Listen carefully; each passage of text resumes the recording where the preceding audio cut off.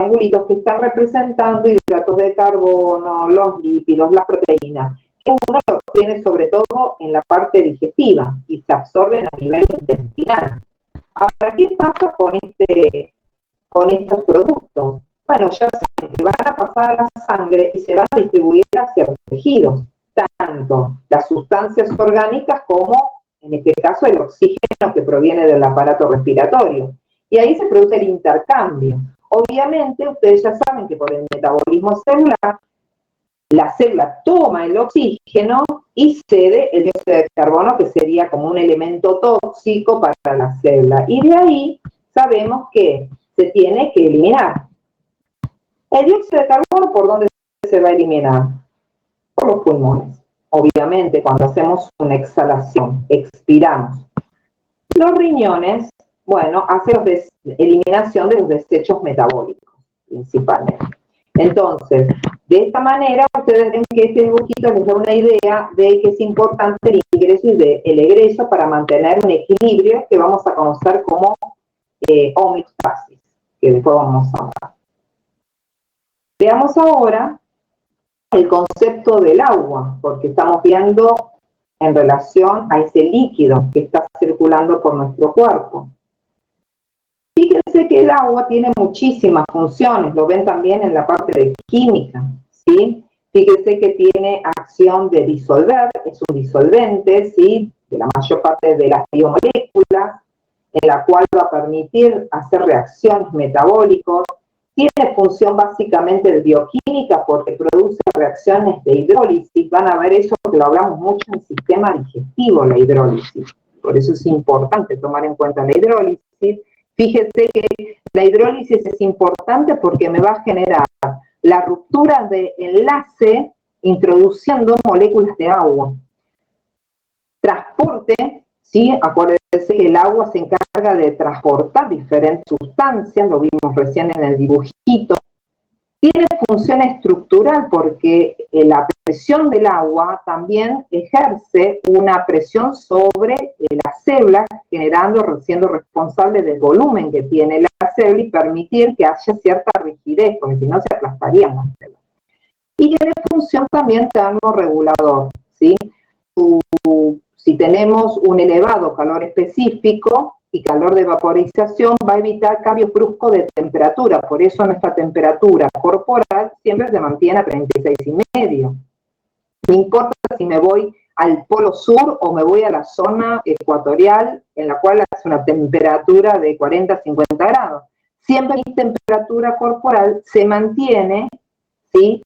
Gracias a todo mi sistema termorregulador. El agua participa en esa termorregulación y obviamente nuestro sistema está regulado a nivel del hipotálamo, que ahí tenemos en el hipotálamo nuestro, digamos, regulador, nuestro termostato, ¿sí? Fisiológico.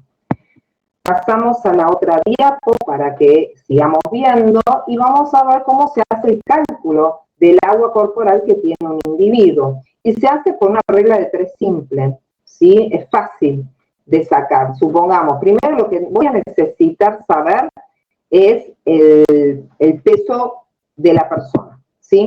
Acá en la diapo que sale corrida, pero ustedes lo tienen creo que bien, el peso, no sé por qué, acá pusieron 79,6 kilogramos, bueno, 80 kilogramos, ¿sí? Si yo tengo un individuo de 80 kilogramos, y yo quiero saber cuánto es la cantidad de agua que tiene el individuo, hacemos una regla de 3 simples. Si el 100% es 80 kilogramos, el 60% es X. Entonces hacen la reglita, ¿sí? 80 por 60 sobre 100. Y les van a dar, con este número, porque hicieron el 79,60, les va a dar 47,76 kilogramos. Que en litros es lo mismo porque se calcula la densidad del agua. Y si la densidad del agua es 1 gramo por decilitro, les va a dar un valor de 47,76. Esa sería la cantidad de agua que tendría un individuo, ¿sí? O sea, es bastante. Obviamente, pasó la otra diapo, hay ciertos factores que van a estar involucrados y que pueden, digamos, modificar esa cantidad de agua, ¿sí? Uno lo tienen acá, en este primer gráfico, en la cual tienen ancianos. Por un lado, la edad, cuanto más grande es la persona, menor es la cantidad corporal de agua que va a tener el individuo, ¿sí? Es por eso que es tan importante la hidratación de los ancianos, porque encima ellos empiezan a tener una disminución de actividad del termostato y ellos no se dan cuenta que se están deshidratando. Por eso hay que insistir, tomen agua, tomen agua, tomen agua, porque ellos no sienten, pero son muy sensibles a esa pérdida de agua. Y por otro lado, el sexo. Siempre el hombre tiene mayor, ¿sí?, capacidad acuosa que la mujer, ¿sí? En gran parte está dado por la distribución del tejido adiposo. Otro factor que van a estar involucrados, cambiamos de diapo, es la grasa. Cuanto más obeso es la persona, menor es la cantidad de agua corporal que tiene. Y otra característica hay que tomar en consideración es en el embarazo, ¿sí? El embarazo, tener en cuenta, primero, que hay una unidad feto-placentaria. O sea, por un lado voy a tener el feto y por otro lado voy a tener otro órgano, ¿sí? Porque la placenta es un órgano.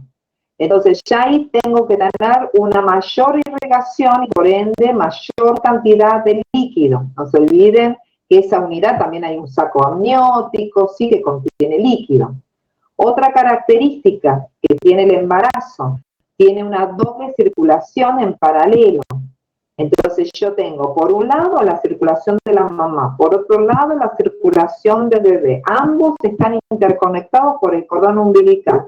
Y ese cordón umbilical tiene por un lado una arteria umbilical y tiene dos venas umbilicales. O sea, es tan complejo la circulación y por ende va a tener una tendencia de tener una hipervolemia, pero es normal la hipervolemia, ¿sí? Hipervolemia quiere decir que tiene un aumento del volumen sanguíneo, pero es lógico, ¿sí? Porque hay un aumento también de la cantidad de agua que va a tener la mujer embarazada.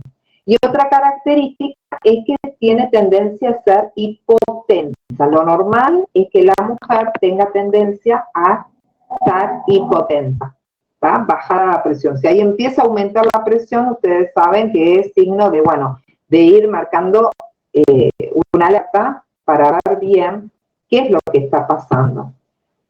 Pasamos a la otra diapo, ¿sí? Y tenemos la composición de los compartimentos del líquido. Claro, ¿qué pasa? No es que solamente tenemos agua en nuestro cuerpo, ¿sí? Tenemos otras cosas. Entre ellos tenemos, mezclado con el agua, cationes y aniones. Y si usted en el gráfico se divide esos cationes y aniones a nivel extracelular y a nivel intracelular. Lo tienen acá. Extracelular, intracelular. ¿Bien? Extracelular y después la parte intracelular. Ahora, fíjense cómo se distribuye. Primer concepto que tienen que acordarse. Cada sustancia, cada soluto, cada ion va a tener una unidad.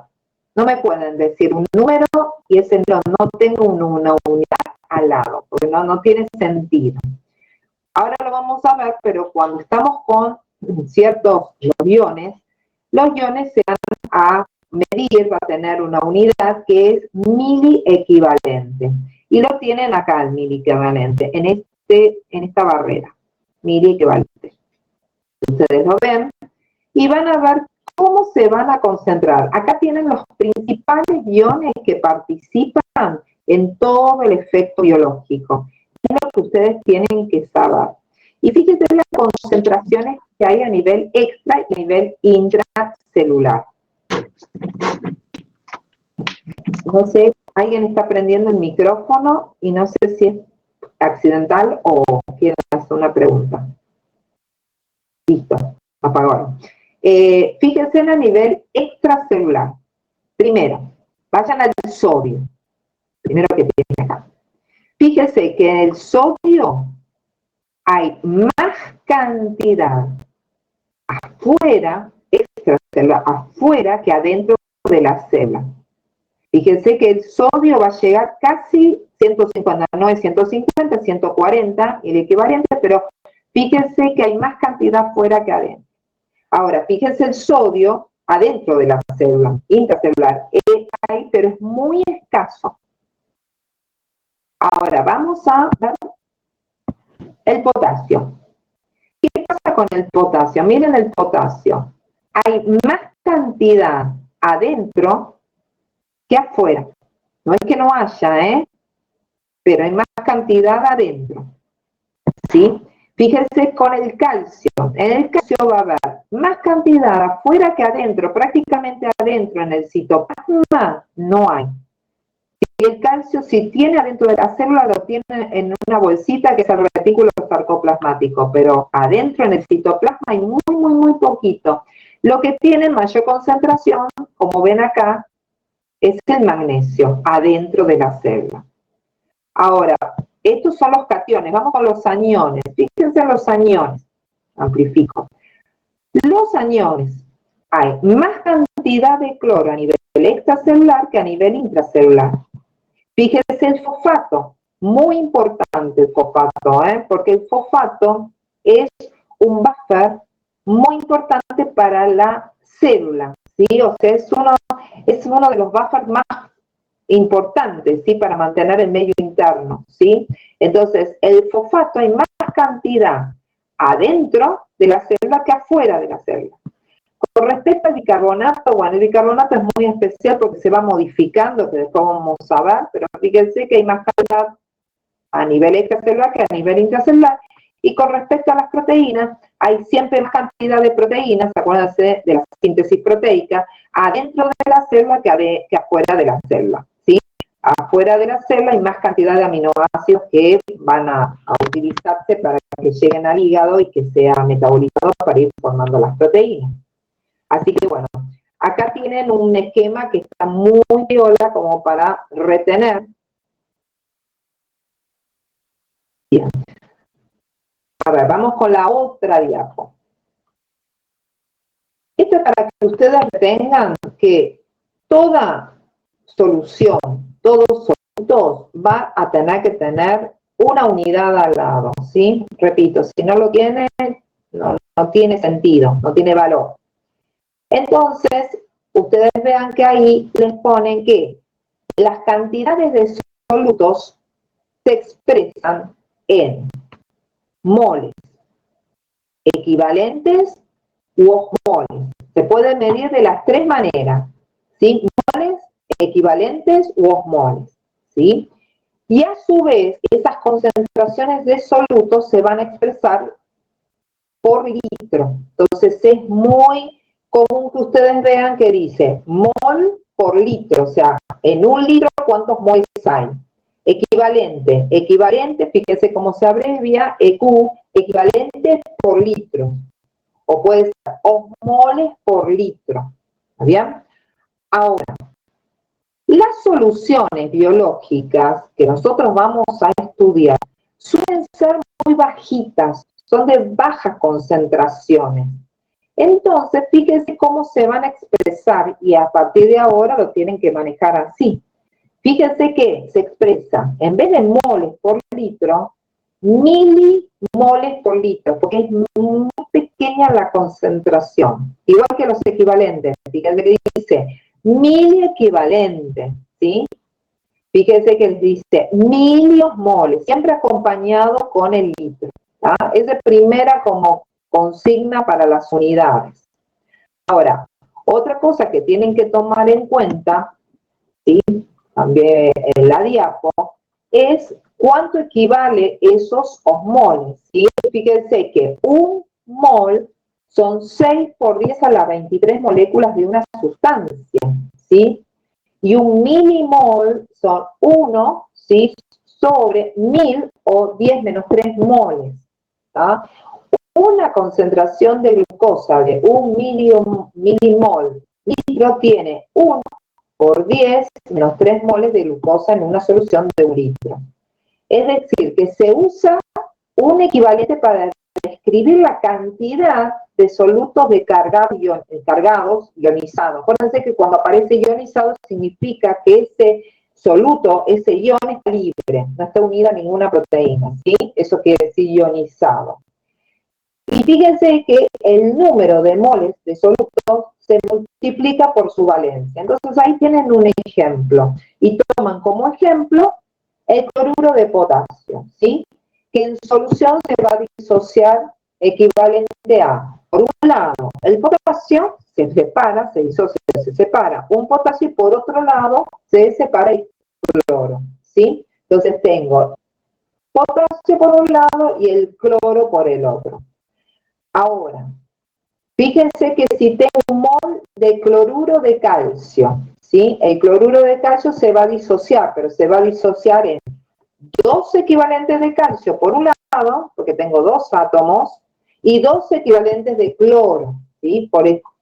Entonces ahí van a tener una concentración de calcio de 1 milimol equivalente a 2 mili equivalentes litros. O sea, va a depender de cómo están esos solutos organizados, ¿tá? Esto igualmente creo que lo saben mejor por bioquímica, pero es para que ustedes vayan asociando los valores que vamos a utilizar para ciertos solutos y para ciertas soluciones. Paso por una cuestión de tiempo.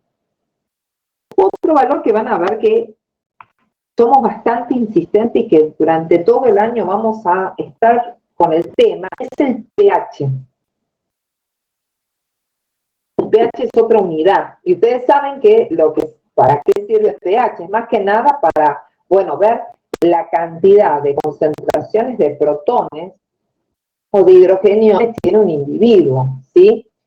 Y es importante, acuérdense que se saca por la fórmula que ustedes ya conocen del pH, que va a ser igual a menos el logaritmo 10 de la concentración de protones. Recuerden que la concentración de protones es base para entender si estamos ante una solución ácida o estamos ante una solución alcalina. Si estamos en una solución ácida, cuanto más ácido esté mi cuerpo, más cantidad de protones tengo. Y el pH va a estar más disminuido. Va a estar disminuido el pH. Al revés, cuanto más básico esté, más alcalino, significa que tengo menos cantidad de protones. Por lo tanto, tengo, en realidad, un aumento del pH. Por eso es menos el logaritmo de concentración de protones. Eso va a ser fundamental para regular el medio interno. Aclarando que el pH, igualmente más adelante lo tienen, acá no está, pero el pH neutro, desde el punto de vista biológico, es de promedio 7.4. Ese es el pH neutro, biológico. Y tratamos siempre de que mi pH esté siempre 7.4. Y si tiene modificaciones, las modificaciones del pH va a ser mínimo. Un pH, supongamos, si yo saco una muestra de sangre venosa, puede ser que el pH sea de 7.3. Y si saco de sangre arterial, puede ser que sea de 7.4 a 7.5. ¿Sí? Depende de dónde saco la sangre, puede haber esa modificación. Pero fíjense que es mínimo la modificación que se puede producir, ¿sí? Así que el pH, tomenlo en cuenta como un dato importante. Vamos con la otra diapo, que lo paso. Fíjense la composición del compartimento del líquido. Es un poquito lo que estuvimos viendo hasta ahora, solamente que acá lo tienen en una tabla un poquito más organizada. Primero, ¿qué es lo que tienen que dar en la tabla? Primero tienen las sustancias y las unidades. Fíjense que las unidades, vuelvo a repetir, es importante. Por otro lado tienen el líquido extracelular y por otro lado tienen el líquido intracelular. Fíjense el sodio, que ya lo hablamos. Sodio, unidad, no estoy viendo la unidad, 1000 equivalentes en litros. El líquido extracelular, ¿se acuerdan que les dije que hay más cantidad fuera que adentro del Sol. 140 mil equivalentes litros. Mientras que a nivel intracelular les dije, no es que no haya, hay, pero es mucho menor. Fíjense que de 140 dentro de las 6, 14, ¿sí? El potasio, otra vez, unidad. Fíjense que insisto con la unidad, pues siempre se olvidan, por eso insisto tanto. 1000 equivalentes por litro. Habíamos dicho que el potasio hay más cantidad adentro que afuera, y si se fijan en la tabla, es verdad. A nivel celular tienen 4000 equivalentes litros y adentro 120. Calcio ionizado, 2 a nivel extracelular, 2.5 y a nivel intracelular 1 por 10 menos 4, o sea, hay menos cantidad. Acuérdense el detalle que les dije, el calcio en el citoplasma hay poca cantidad, pero en el retículo sarcoplasmático hay mucho calcio guardadito en esas bolsitas. Después van a ver que es fundamental para toda la parte de contracción muscular, por eso se usa claro. Otra característica, el cloro. 1000 equivalentes litros. Y fíjense el cloro, ¿dónde tenemos más cantidad? Extracelular, afuera, 105, adentro hay, pero muy poquito, 10. Bicarbonato. El bicarbonato, yo les dije, había más cantidad a nivel extracelular, pero les dije que el bicarbonato se modifica rápidamente, y por eso ven que hay en realidad poca diferencia entre el medio extra e intra, porque es 24:10. pH. El pH, fíjense que yo les dije, el pH es de 7.4. Les dije que era el pH neutro, ¿se acuerdan? A nivel intracelular es un poquito más ácido, 7.1. Y la osmolaridad.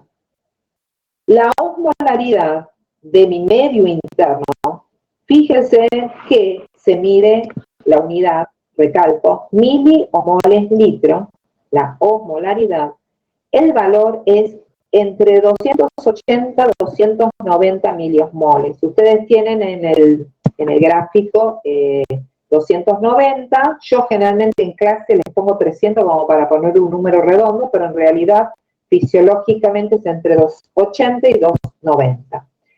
Y si ustedes ven que tienen en el mismo Power abajo como un recuadro, les va aclarando, y se los voy a leer para que ustedes entiendan la importancia que tiene, que no importa si estoy en el medio intracelular o si estoy en el medio extracelular, la osmolaridad es igual. Si yo veo y calculo, es exactamente la misma. Y eso justamente va a estar dado por agua. Entonces, si ustedes leen lo que dice en el párrafo de abajo, van a ver que les dice, sorprendentemente, dadas las diferencias de concentración de solutos individuales, la concentración total de los solutos, la sumatoria de todo lo que estuvimos viendo, la sumatoria del líquido extracelular y la sumatoria del líquido intracelular, me va a dar 290, no importa si estoy adentro o fuera, ¿sí? La concentración total de solutos, o sea, la osmolaridad, concentración total de solutos, es igual. Esta equivalencia se consigue porque, y acá está lo que les dije, el agua fluye libremente a través de las membranas celulares y cualquier diferencia transitoria de la osmolaridad hace que el agua se encargue de equilibrar tanto si estamos en el medio intra como en el medio extra. Por eso el agua es tan importante, porque gracias al agua voy teniendo un equilibrio entre el medio intra y extracelular. Por eso paso a la otra diapo. Ustedes tienen un concepto que ya lo conocen de fisio, lo conocen ya de biología molecular, pero es importante para que ustedes se entiendan relacionado con lo que estuvimos viendo. Fíjense que ahora la ósmosis es fundamental para mantener esos 290 miliosmoles. Fíjense lo que dice ahí en el recuadro. Les dice, la ósmosis es flujo de agua a través de una membrana semipermeable. Nuestro cuerpo está formado por muchas células y todas las células tienen una membrana semipermeable. Fíjense que le dice, por una diferencia de concentración. La diferencia de concentración de solutos impermeables crean una diferencia de presión osmótica y esto produce un flujo osmótico de agua. O sea, cuando yo tengo una diferencia de presión osmótica de un lado o del otro, chao, el agua va para tratar de equilibrar, ¿sí?, el medio interno o el intra como el medio extracelular.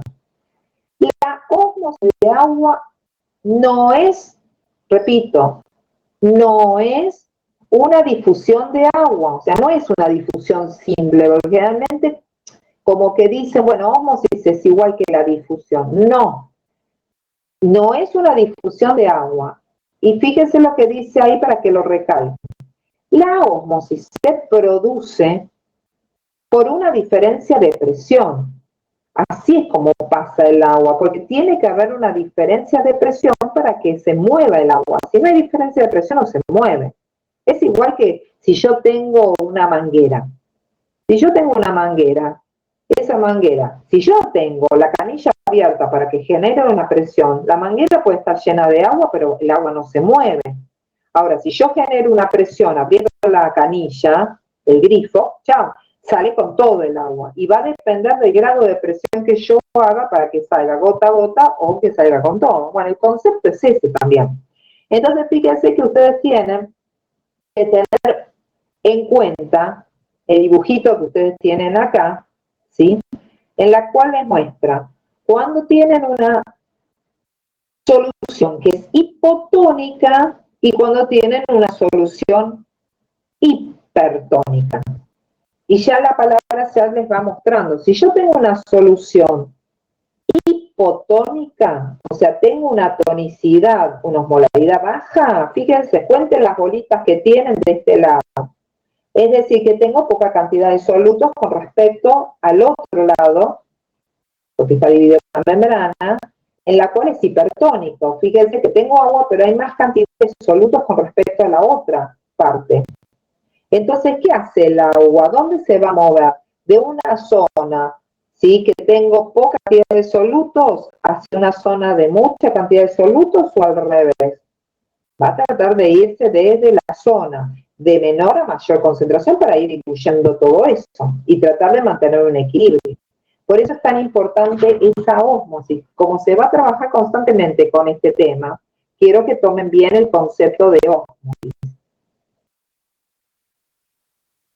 Acá tienen un ejemplo en este cuadro, ¿sí?, en estos dibujos, para que ustedes tomen primero el concepto de que todos los compartimentos de mi cuerpo, 290 milimoles por litro. Si quieren 300, repito, yo siempre digo 300 para redondear. Ahora, fíjense que tienen tres situaciones acá. 1, 2 y 3. Vamos con la primera, vamos con esta, en la cual, si ustedes ven, toman como ejemplo, esto se hace experiencia de laboratorio para hacer esta prueba, tienen un tachito, ese tachito se le pone cloruro de sodio con diferentes concentraciones, y ahí voy manteniendo si lo quiero hacer hiper o hipo o isotónico. Y tengo un glóbulo rojo, eso que ustedes ven es un glóbulo rojo. Entonces me voy al grafiquito de arriba. Si ustedes ven en el gráfico de arriba, tienen la parte extracelular, que sería el jarrito con líquido, ¿sí?, y la parte intracelular sería, en este caso, perdón, me equivoqué de dibujito, acá. La parte de intracelular sería, en este caso, representando el glóbulo rojo.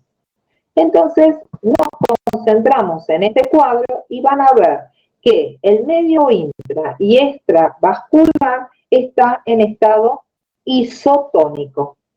Lo tienen abajo la palabra isotónico, acá. Está en un medio isotónico. ¿Eso por qué está en un medio isotónico? Porque tienen la misma osmolaridad tanto dentro como afuera. Fíjense las pelotitas. Vamos a hacerlo bien burdo. Las pelotitas. ¿Cuántas pelotitas hay adentro y cuántas pelotitas hay afuera?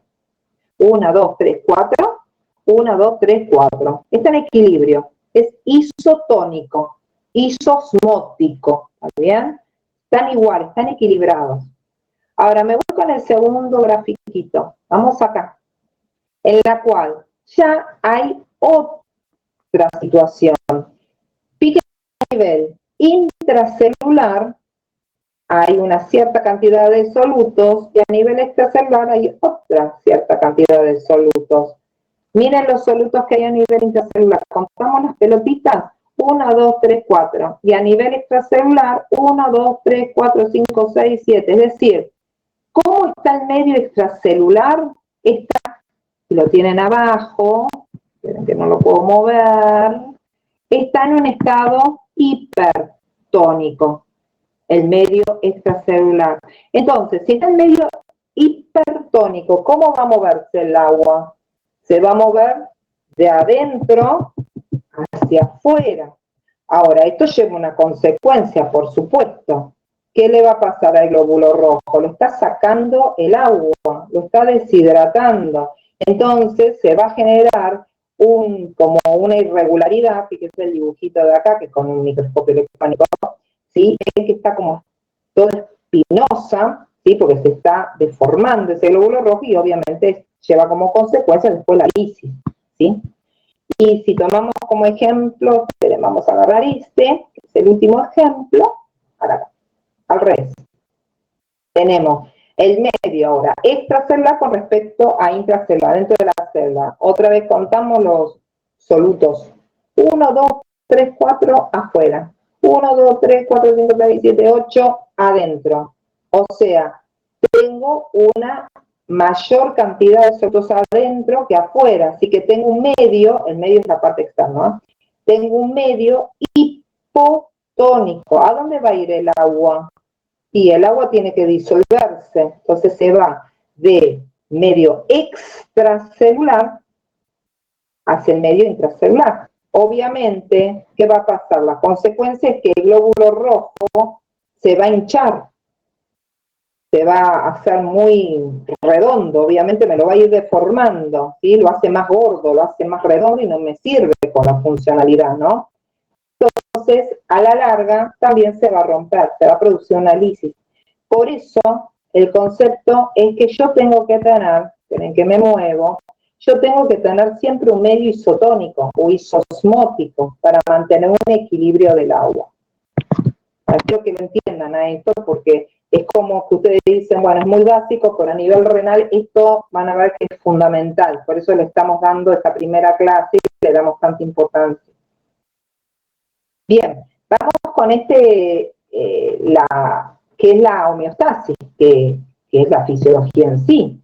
Bueno, cuando nosotros hablamos de la homeostasis, hablamos de que es un conjunto de mecanismos que tienen tendencia a regular ese ambiente, tanto interno como ese ambiente externo, y se tiene que mantener lo más estable posible. Algunas veces es muy difícil que se mantenga constante y estable, pero el cuerpo va a tener mecanismos que va a ayudar para mantenerlo lo más estable posible. Por eso ustedes ven acá el dibujito que tienen, que es difícil. Lo ideal sería este equilibrio, ¿no? Como un balancín, pero nosotros estamos constantemente fluctuando, ¿sí? Y a través de esas fluctuaciones yo trato, por diferentes mecanismos fisiológicos, de mantenerlo regular.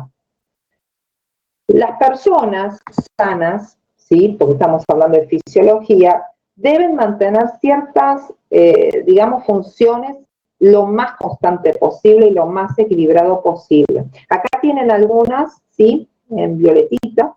Una de ellas, que ya lo saben, es la concentración de glucosa en sangre. Eso, la glucemia es fundamental, mantener la glucemia. Es uno de los factores que tienen que saber de memoria, la glucemia, ¿sí?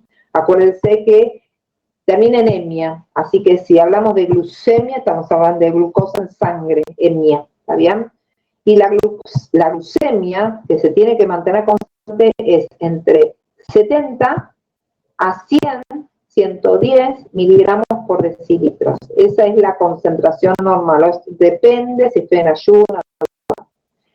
Otra cosa que hay que tomar en cuenta es el pH. Ya les dije que el pH en sangre, que es el pH neutro, 7.4. Tenemos que tratar de mantenerlo así. La otra cosa es la presión sanguínea. Hay diferentes tipos de presiones, pero la presión arterial es la que van a tener que saber manejar mejor, y es importante que esté dentro de los rangos normales, ¿sí?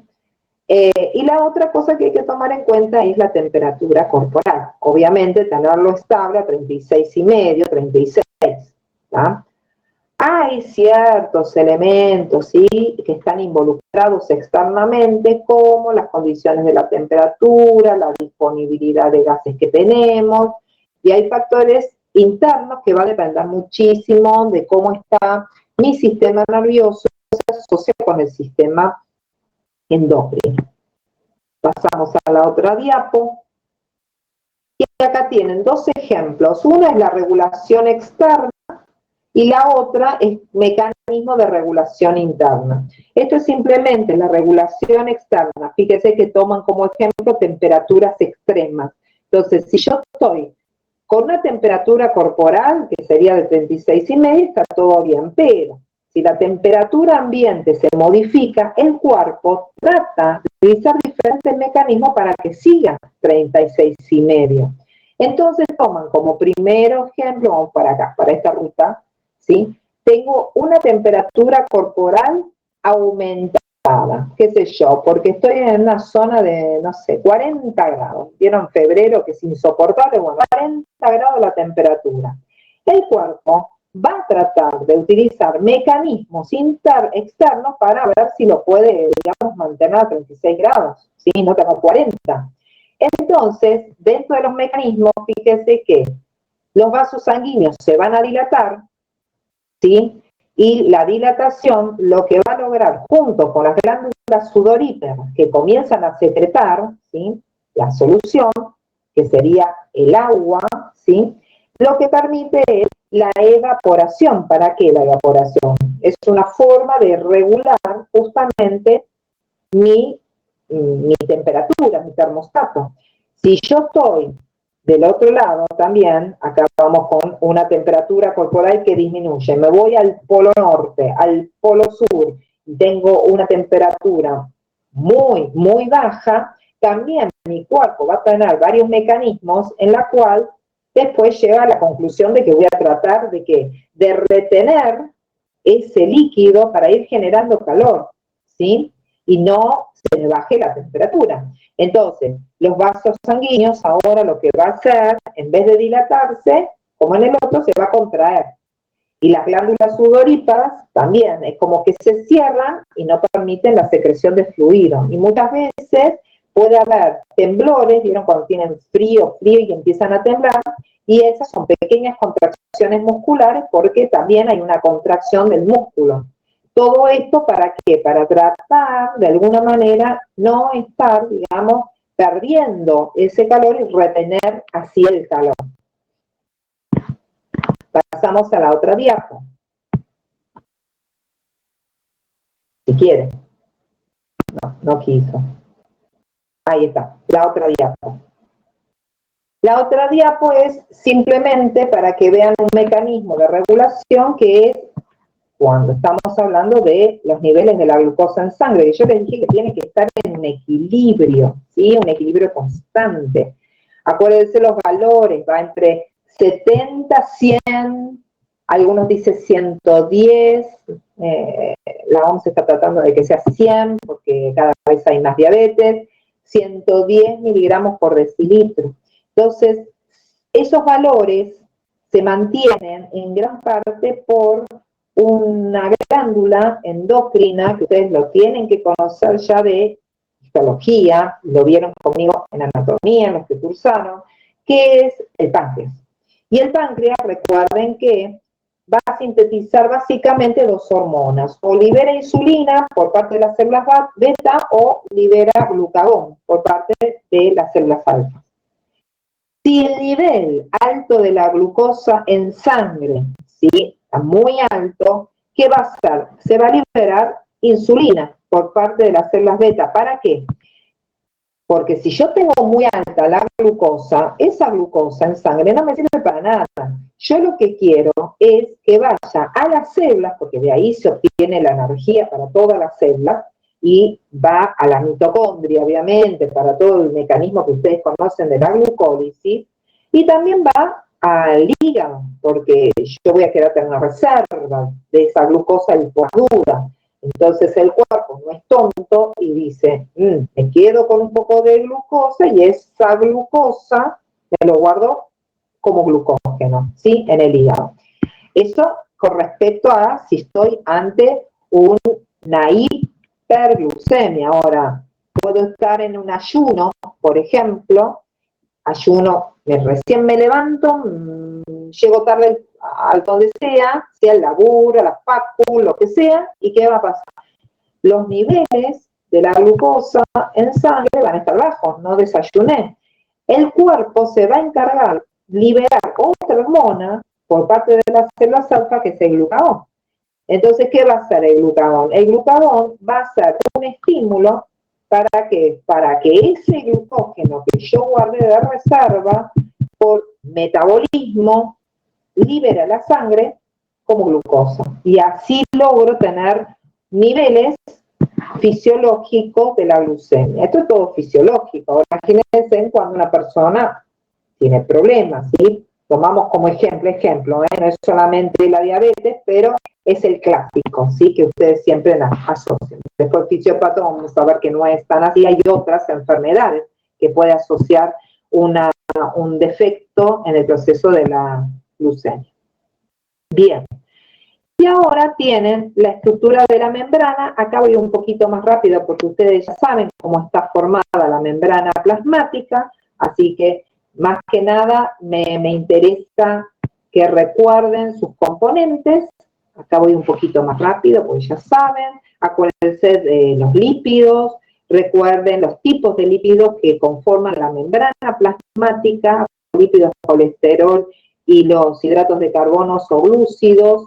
Recuerden que se encuentra en mayor concentración, bueno, son los fosfolípidos. Recuerden las características de los lípidos, los fosfolípidos, que son estructuras anfipáticas, que está formada por una doble capa, ¿sí? De fosfolípidos, ¿tá? Que tiene una parte polar, hidrofílica, una parte no polar, hidrofóbica, los ácidos, ¿sí? Que ustedes tienen ahí grasos, no se pueden tocar con el agua porque odian el agua, así que se enfrentan entre sí, es como un efecto espejo.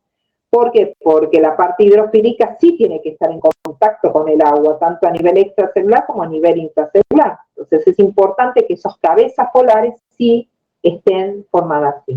Esto lo digo rápido porque ustedes ya lo conocen, entonces mucho. Bueno, la fluidez de la membrana, que puede estar aumentada o puede estar disminuida, eso va a depender, ¿sí? Por ejemplo, el aumento de la temperatura y el aumento de la insaturación de los lípidos genera un aumento de la fluidez de la membrana. Y al revés, si yo tengo por ejemplo, un aumento en cuanto a la longitud de los lípidos y un aumento de la concentración de colesterol, la fluidez disminuye. Recuerden que el colesterol odia el agua. Entonces el colesterol se va a meter entre los ácidos grasos, que es lo que ustedes tienen en el dibujito acá en amarillito, odia. Y entonces se va a meter entre las colitas de los ácidos grasos y eso genera es como que más durita la membrana y no le da tanta flexibilidad. También por eso hay que tener control del colesterol, ¿sí? Que después lo vamos a ir viendo. Si no es en fisio, lo vamos a ver en fisiopata. Pasamos a la otra diapo y vemos un poquito las proteínas. Ustedes ya conocen las proteínas, pero como vamos a ver que todas las funciones de las proteínas a lo largo de toda la parte fisiológica, es más que nada para que recuerden primero los tipos de proteínas. Acuérdense que hay proteínas integrales y proteínas periféricas, ¿sí? Las integrales por ahí también las conocen como las transmembranosas, ¿sí? Yo uso mucho el término transmembranosa. Tiene muchísimas funciones, ahora en la próxima diapo lo van a ver, pero básicamente sirve de transporte y sirve también de interacción para activar, digamos, los mecanismos de acción de la célula y también sirve como comunicación. Entonces me voy a la otra diapo, acá voy un poco más rapidito porque conocen, ya sé que lo saben, es más que nada por si no se acuerdan. Fíjense que ahí tienen algunas funciones que tienen estas proteínas, ¿sí? Fíjense que tienen función transportadora, ¿sí? Eso está piola para que recuerden, porque muchas proteínas que son transmembranosas actúan como canales, ¿sí? Y estos canales son muy específicos, entonces van a ver que hay canales de sodio, canales de calcio, canales de potasio, ¿sí? Hay diferentes canales, canales de cloro. Y en general, no digo 100%, pero en general, cada ion tiene su canal, también es muy específico. Pero como vamos a ver algunos que no lo son, después no quiero que me ataquen. Después tienen las que tienen acción enzimática, porque permite que esa enzima actúe sobre esa proteína específica y permite que al unirse a la enzima actúe todo el mecanismo de acción a nivel celular. Otros actúan, y esto es importante porque vamos a ver varios, que la misma proteína se encarga de ser un receptor. Entonces viene, ¿sí? No sé, una sustancia X, ahora no importa, y esa sustancia X, para activar el mecanismo de acción de la célula, necesita unirse al receptor. Y esos receptores muchas veces son, la gran mayoría, son proteínas. Marca de identidad también es importante porque muchos de estas proteínas permiten que los hidratos de carbono se adocen así directamente y van a tener su función, van a ver que actúan muchas veces como huella digital. Adhesión entre una célula y otra célula, ¿sí? También muchas proteínas tienen esta función. Y unión con el citoesqueleto, que eso lo van a ver con el glóbulo rojo, que la membrana del glóbulo rojo es muy, muy característico, ¿sí? Entonces ahí tienen las ideas de las proteínas. Como es, lo vamos a ver en el transcurso de todo este tema. Acá tienen los glúcidos, hidratos de carbono, y según cómo se unen esos hidratos de carbono es el nombre que tienen, ¿sí? Los lípidos como glucolípidos, las proteínas como glucoproteínas, hay sustancias que son glucoproteicas, glucolípidos, ¿sí? Y fíjense que la función básica es que constituye una cubierta celular y entre ellos tienen un glúcido que es muy importante, que es el glucocálix, ¿sí? Hay muchas, pero es una de las más importantes, las más estudiadas, porque el glucocálix, fíjense que es como que hay diferentes tipos y le da y le ofrece como la marca de identidad, la huella digital de la célula. Y además permite, bueno, un reconocimiento de la célula, protección, viscosidad. Muchas veces esos glucocálix permiten una buena fecundación y permite una buena unión, ¿sí? Del óvulo y espermatozoides para que después haya una buena penetración al óvulo. O sea, tiene varios mecanismos de acción importantes en el mecanismo fisiológico. Bueno, este es simplemente para recordar, no voy a hablar de esto porque sé que se los llevan en biología, pero recuerden que la membrana no es una estructura estática, antes se pensaba que era una estructura estática, pero ahora ya se sabe que es una estructura dinámica y se lo denomina mosaico por su forma y su organización, ¿sí? Y fíjense que les dice ahí que los lípidos y proteínas tienen la capacidad de moverse lateralmente, ¿tá? Hay que tomarlo en cuenta a eso. Bueno, este dibujito del mosaico, paso de largo. Esperen que paso, lo paso, porque es un dibujo más que nada para la introducción, un esquema, pero ustedes creo que ya lo vieron en biología, sí lo tienen que haber visto en biología. Y acá tienen un mapa conceptual, más que nada para ustedes, no lo voy a leer porque es lo que estuvimos viendo, pero es para que si tienen que refrescar un poco la memoria, nos pareció piola este cuadro. Sí, está bastante explicadito, está lindo para ustedes. Bien. ¿Cómo hacen las diferentes sustancias para atravesar la membrana celular. Bueno, esta es la parte que ustedes me decían que algunos no lo podían escuchar y otros no. Bueno, Adri se tomó la molestia de hacer un audio, ¿sí? Para que les sea más útil, porque no sabíamos si íbamos a llegar a darlo.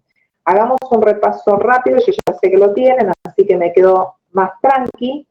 Acá tienen, esperen que voy pasando, el título, y tienen un primer cuadro.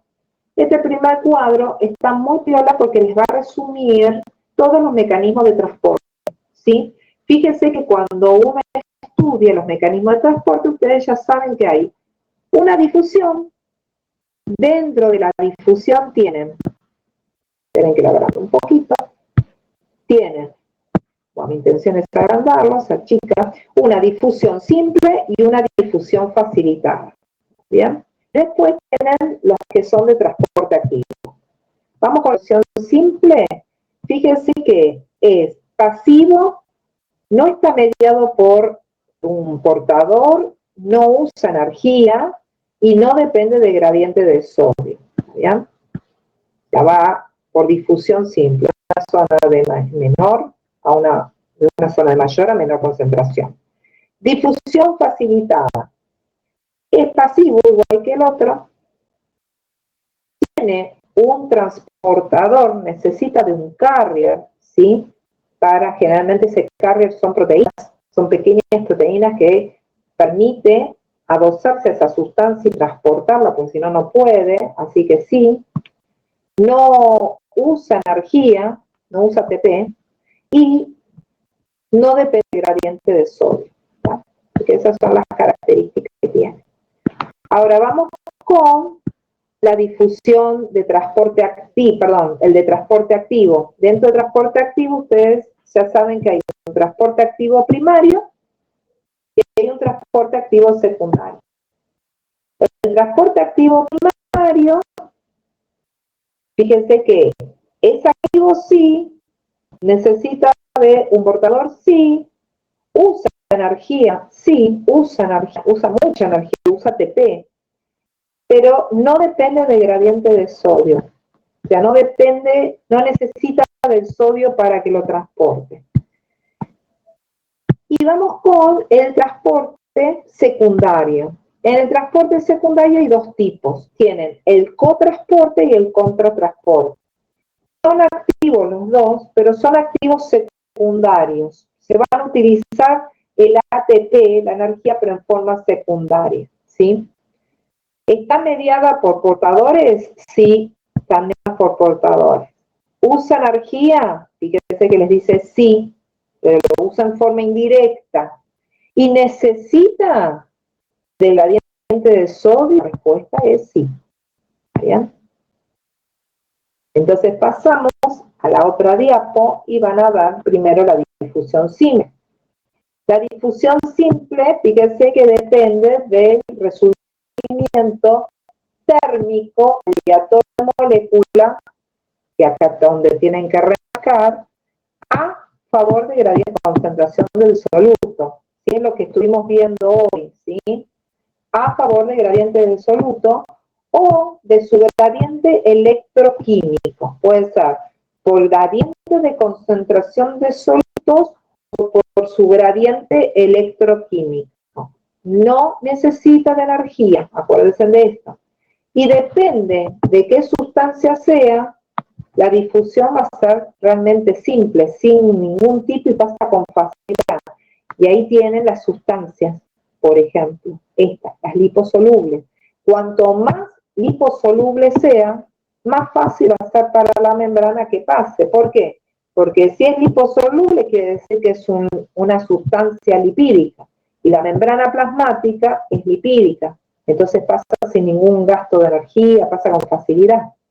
Ahora, las sustancias hidrosolubles difunden, pero por poros, ¿sí? De capilar o por canales proteicos de la membrana celular. Ya necesita pasar por canales, ¿sí? Por ejemplo, a ver, el agua, ¿sí? El agua pasa, ya saben que pasa por ósmosis, depende del gradiente de concentración que estuvimos viendo, y el agua va a pasar por esos canales que ustedes ya saben que son las acuaporinas, ¿se acuerdan de las acuaporinas? Entonces, pasan por esos canales, ¿sí? No pueden pasar así como así por la membrana plasmática. Y también la velocidad de difusión va a variar, ¿sí?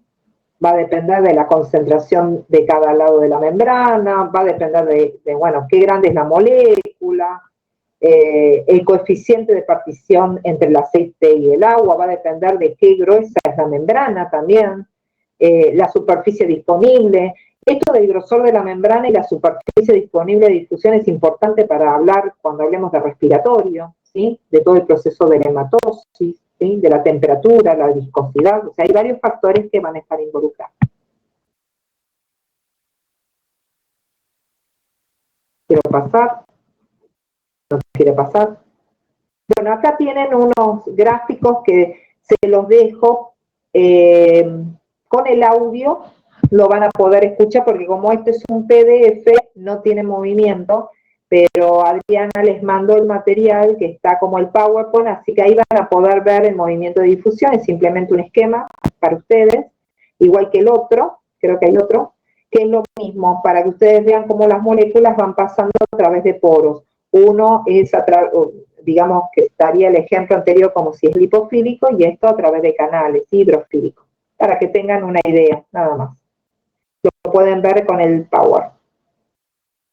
Otra cosa que tienen que saber, porque se va a trabajar mucho después, es el proceso de la filtración, ¿sí?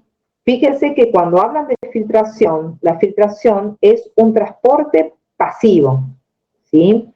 Que se realiza a favor de gradiente y va a depender, remarcando, de una presión. Yo tengo que ejercer una presión sobre el líquido para que ese líquido se movilice, así que esa es la filtración. Esta filtración es muy importante porque fíjense que se cumple, y ténganlo porque lo vamos a ver, en los capilares sanguíneos, ¿sí? En todos los capilares sanguíneos se produce la filtración de ciertas sustancias, sobre todo el agua, ¿sí? Se tiene que filtrar. Así que tomen en cuenta lo que es la filtración, ¿sí? Paso, la siguiente diapo, tienen la difusión facilitada. Recuerden que la difusión facilitada es un transporte pasivo que también se realiza a favor de gradiente de concentración del soluto, y la diferencia con el otro es que necesita de un carrier para que pueda pasar esa sustancia. Y ahí tienen un ejemplo. La glucosa muchas veces necesita, para pasar, necesita de una proteína transportadora, ya sea para entrar o para salir. Eso va a depender de la célula y del órgano, ¿eh? Así que tómenlo en cuenta, ¿no? Es un ejemplo nada más, ¿eh? Después si van y leen por otro lado, un ejemplo. Paso otra diapo, si quiere bajar, y ahí tienen, bueno, la proteína carrier, el dibujito que ya me lo comí, pero es del movimiento y, bueno, más que nada para que ustedes los vean en el video, en el video que audio que les mandó Adri. Y acá es para que ustedes vean cómo es la cinética y ver la diferencia entre la difusión simple y la difusión que es mediada por mecanismos de transporte. Si ustedes ven la difusión simple, se mantiene una línea recta y sigue pasando ese líquido, esa agua, sin ningún problema hasta que pueda mantener, digamos, la isosmolaridad, porque la finalidad es esto, equilibrar el medio de adentro y de fuera. Ahora, si ustedes ven el de transporte, vean la curva, que es totalmente diferente. Si ustedes lo ven, la curva tiene un ascenso, pero llega un momento que entra en una meseta, el TM, el transporte máximo. Y eso se debe, ¿por qué? Porque no se olviden que este mecanismo de transporte necesita carriers. Y si los carriers, los carritos, se saturan, no tengo más, entonces no se puede seguir transportando. Entonces queda como una meseta en la cual no va a poder seguir transportando esa sustancia.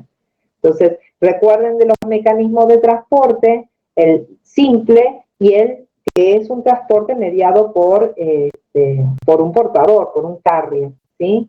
Que tiene una velocidad de transporte y hay un límite de concentración, dependiendo de uno o de otro.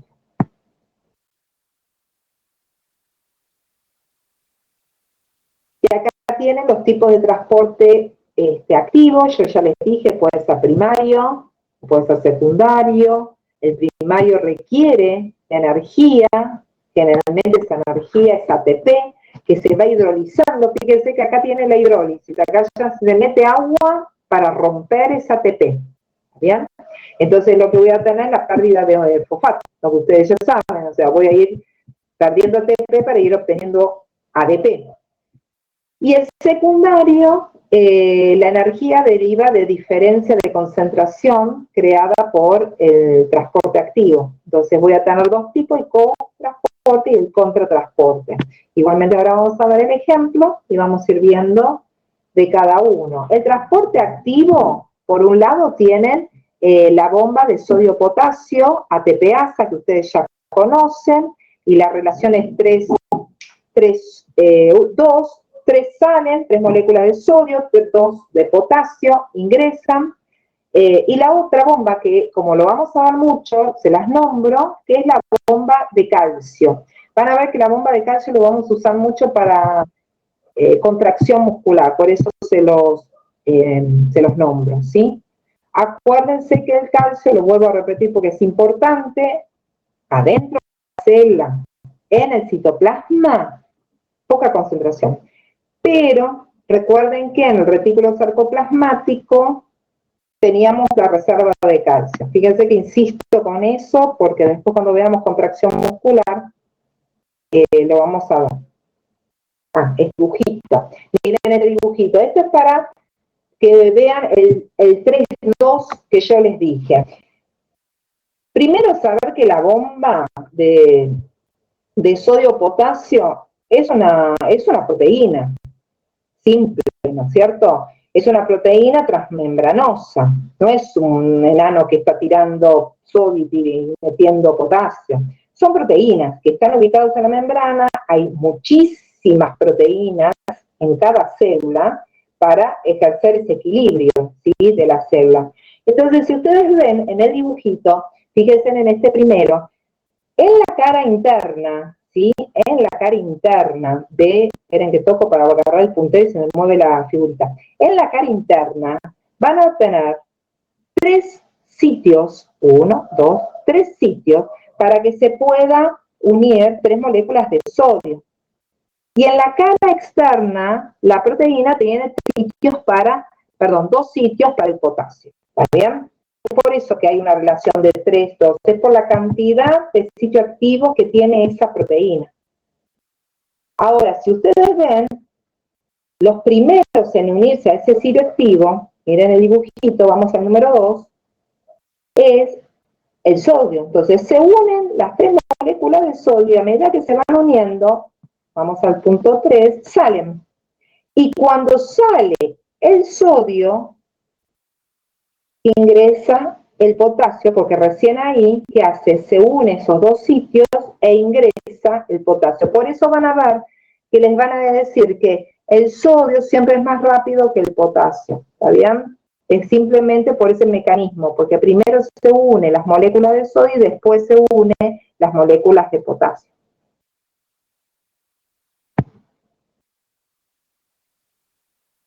Tienen que achico la pantalla. Bien, ahora veamos los mecanismos secundarios. Entonces tienen el cotransporte o el sinporte, es lo mismo, no sé cómo se los enseñaron en biología, ¿no? Es lo mismo el cotransporte. Yo generalmente hablo de cotransporte, soy más vieja y lo conocí como cotransporte. ¿El cotransporte de qué se trata? Son 2 moléculas transportadas que se van a mover en el mismo sentido, ¿está bien? El ejemplo que ven acá es una célula, ¿sí? La célula que después lo vamos a ver mucho en renal, pero todas las células tienen este mecanismo, tienen esta célula en la cual, en la cara, digamos, en la luz, que es toda esta parte que ustedes tienen acá, tiene que entrar la glucosa. La glucosa por su cuenta no puede pasar y necesita del sodio.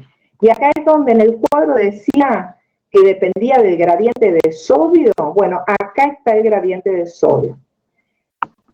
El sodio va a favor de concentración y la glucosa en este caso va en contra de concentración. Entonces, como el sodio va a favor de concentración, el sodio es el que va a unirse a la glucosa para permitir transportarlo por ese canal, un canal que se identifica como canal SGLT, no importa, ¿sí? Porque hay millones de canales, y una vez que el sodio, a favor del gradiente de concentración, permite el ingreso de la glucosa, entra a la célula. Y si ustedes ven en la célula, la glucosa y el sodio se separan adentro de la célula. Y una vez que se separan, la glucosa va a salir, que es lo que ven ustedes acá. Y va a salir, lo agrandé, y va a salir la glucosa por un canal. Ese canal hay muchos canales de glucosa, les aviso. En este caso el canal es el GLUT2, en la cual el GLUT2 se abre y permite por difusión facilitada, en el otro extremo, difusión facilitada, o sea, hay pequeños carriers que ayudan a llevar la glucosa, lo transporta hacia la sangre. Ahora, ¿qué es lo que pasa? El sodio quedó dentro de la célula, y yo ya les dije, hay menos concentración de sodio dentro de la célula que afuera de la célula. Entonces yo no puedo permitir que se me vaya concentrando el sodio adentro, porque la célula muere, se lisa. Entonces el sodio tiene que salir en forma inmediata. ¿Cómo sale? Acá lo tienen. Con la bomba de sodio-potasio. Entonces permite que salga sodio, siempre la misma relación, 3 sodios, y mientras sale el sodio va ingresando el potasio. Ese es el mecanismo de cotransporte, ¿sí? O sea, el sodio va a favor del gradiente de concentración, mientras que en este caso la glucosa va en contra del gradiente de concentración. ¿Bien? Esto es un cotransporte sodio-glucosa. Lo vamos a ver mucho en renal y en la parte digestiva. Paso a la otra. Y tener la idea, obviamente, de lo que es el contratransporte, o por ahí en biología lo vieron como antiporte, ¿sí? La diferencia está ahora que las dos moléculas se van a mover, pero en sentido opuesto. Entonces también tengo el sodio, como ejemplo, el sodio va a favor de gradiente de concentración, pero ahora es el calcio que yo quiero sacar de la célula. Entonces hay ese mecanismo, lo que hace es el calcio salir, pero sale gracias al sodio, pero va en contra del gradiente de concentración, porque yo que les dije, ¿dónde hay más cantidad de calcio? Afuera. Entonces tiene que irse afuera, pero va en contra del gradiente de concentración. En cambio el sodio, que hay más cantidad afuera, va a favor del gradiente de concentración. Es un trabalengua, pero si lo piensan es fácil, ¿sí? Por eso tienen que, como ejemplo, porque siempre son ejemplos lo que les estamos dando, el antiporter más conocido es este intercambiador de sodio-calcio, ¿sí? Que lo vamos a ver también cuando se está produciendo la relajación, ¿no es cierto?, del músculo. Por eso se los damos como mayor hincapié. Cambio de figurita. Y ahora vamos a ver los mecanismos de transporte que son en masa, ¿sí? En masa porque se transportan grandes moléculas a través de vesículas, ¿sí? Algunas veces por el tamaño y otras veces por la cantidad. Ya les voy avisando que necesita de energía, requiere ATP, ¿sí? Y se clasifican estos dos tipos que ustedes ya lo recontra conocen, que es la endo y la exocitosis. Pero como vamos a utilizar muchas células que tienen este mecanismo, es más que nada para refrescar un poquito el concepto. Si ya lo saben, muchísimo mejor. Vamos primero con la endocitosis, Es un proceso en la cual la célula va a captar partículas del medio externo, ¿sí? Y lo que va a hacer es invaginar la membrana, y al invaginar la membrana va metiendo para adentro la membrana plasmática, va englobando y lo ingiere, ¿sí? A través de una estrangulación. Y ahí voy a tener las vesículas adentro del citoplasma, ¿tá? Hay diferentes tipos, ¿no?, de endocitosis. Tienen la pinocitosis, que en general está dada por ingestión o de partículas en disolución o líquidas. La fagocitosis, que esa la vamos a ver bastante, la fagocitosis, porque fagocitan elementos, generalmente lo vamos a ver neutrófilos y macrófagos, o sea, cuando veamos inflamación, por eso se los recalco, puede ser microorganismos, restos de células, pueden fagocitar y de ahí cumplir funciones específicas. Y después, recuerden que tienen la endocitosis, que está mediada por receptores, o sea, que necesitan, o sea, pueden endocitarse, pero previamente tienen que ser reconocidas por pequeños receptores de superficie que están en la membrana. Creo que ahora, que no me acuerdo, creo que hay unos dibujos, sí, hay unos dibujos, y fíjense el dibujo. Primero, ahí tienen la fagocitosis, esa es la que yo les digo, bueno, acá pusieron, qué sé yo, una partícula sólida, y se póngase una bacteria. Entonces lo que hace la célula, por diferentes mecanismos que después vamos a ver, que es bastante complejo, lo invagina, rompen las vesiculitas y quedan esas vesículas que se llaman ya fagosomas y van a ser destruidas. Bueno, después vamos a ver qué pasa con esas partículas, porque el bichito no va a quedar ahí adentro.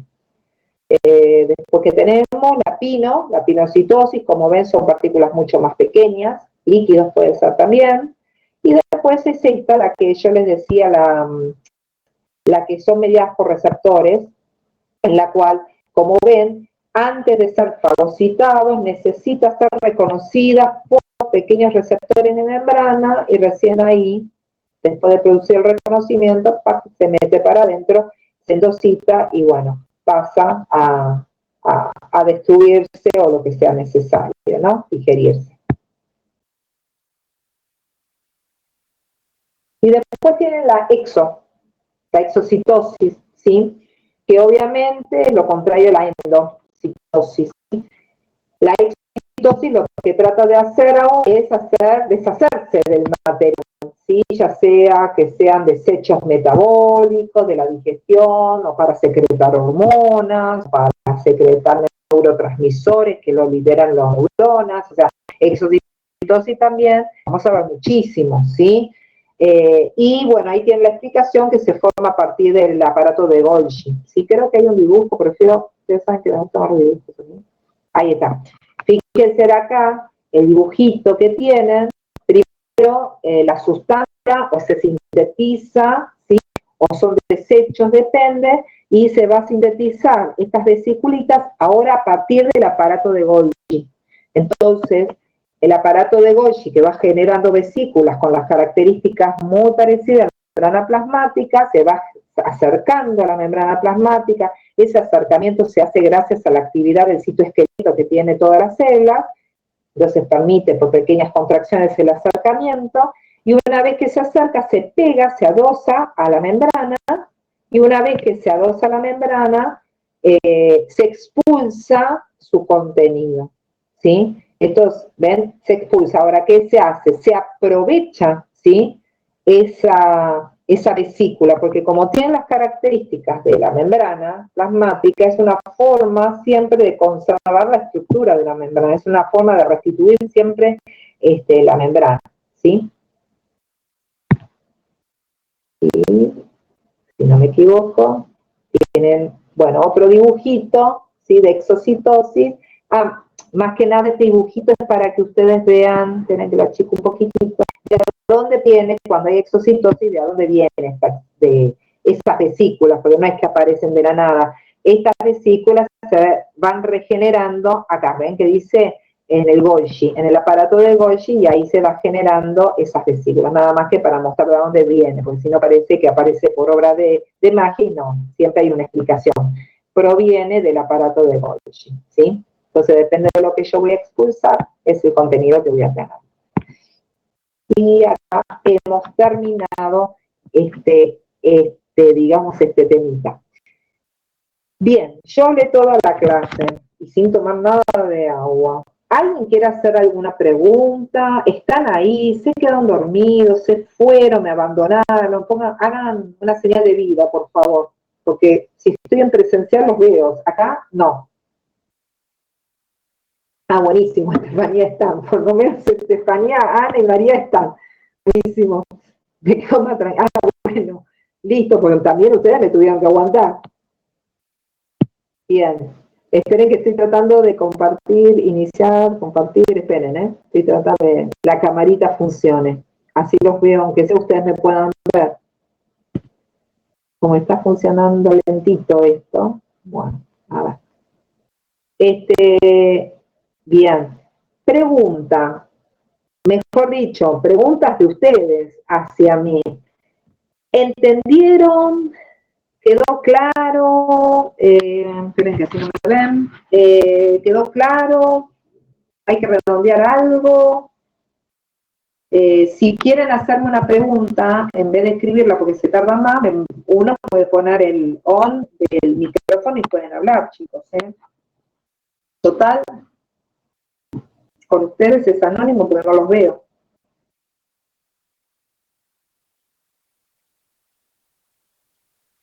Paola me está escribiendo, por eso es mi silencio. ¿Quedó claro? Ah, bien. Bueno, no es como las clases presenciales, claro, pero digamos que es una forma de tener digamos, una solución, ¿sí? No me parece mal esta, ¿no? Bien, ¿les quedó claro? ¿Nadie hace ninguna pregunta? Muy bien. Bien, ayer lo que hice con los chicos fue dar la primera parte de sangre. Si ustedes quieren, hacemos un recreíto y puedo seguir dando un poco más de sangre y guiarlos. Si ustedes quieren, cortamos la conferencia. Eso se los dejo a su criterio. Eso depende de ustedes. Si quieren, sigo un poquito más y si no, cortamos hasta la semana que viene. Como ustedes prefieran.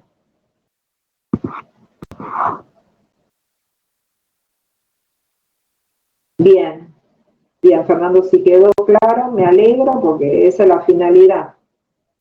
Félix, de momento todo bien, buenísimo Félix, si de momento es de todo bien. Cualquiera que quiera hacer una pregunta, aprovechen que estoy acá, todavía no me fui, y me dicen ahora si quieren, está desconectado el mensaje, no pueden ser enviados. Algo pasó que me dice que los mensajes se desconectaron, chicos. Aviso, por si no les contesto los chats que me están enviando.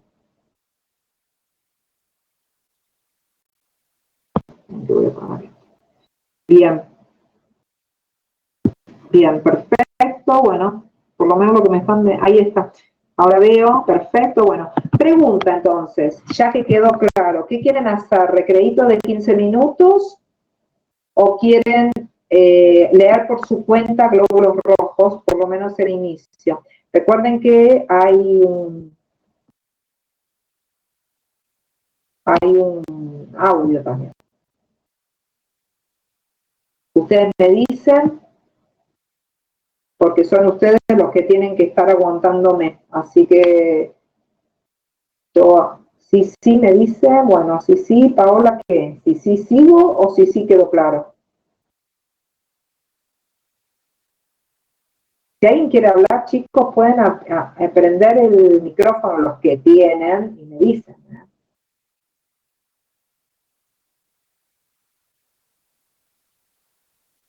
Por lo que ven en clase y lo que van a estudiar. Ustedes. ¿Qué vivos que son?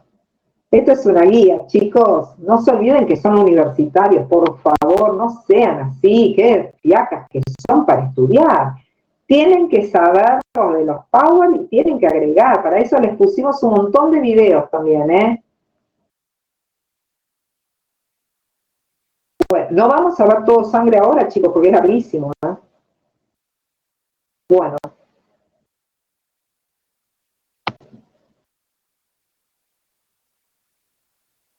A ver qué hora es. Bueno, hagamos entonces, para aquellos que están interesados, los que no quieren, se desconectan. Y los que quieran, se quedan, ¿ok? Al menos la introducción. Dale, hago eso. Antes que los que no están interesados se quieren ir, o porque se tienen que ir. Una cosa que no les dije. Primero, la toma de lista. Porque si no, ¿cómo hacemos con la toma de lista? Que me dice, ¿hay algún apunte completo de la materia además de las diapos? ¿Y a vos te parece poco lo que te pusimos en el Power? ¿Quieren más material? No les va a dar el tiempo, chicos. Piensen un poco. Traten de relacionar con lo que tienen. Siempre tienen un libro, siempre tienen que tener un libro. A ver, otra pregunta así desesperada.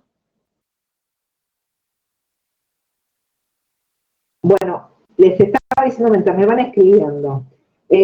La toma de lista se hace, por lo menos en mi caso y con Adriana, automáticamente. ¿Entienden?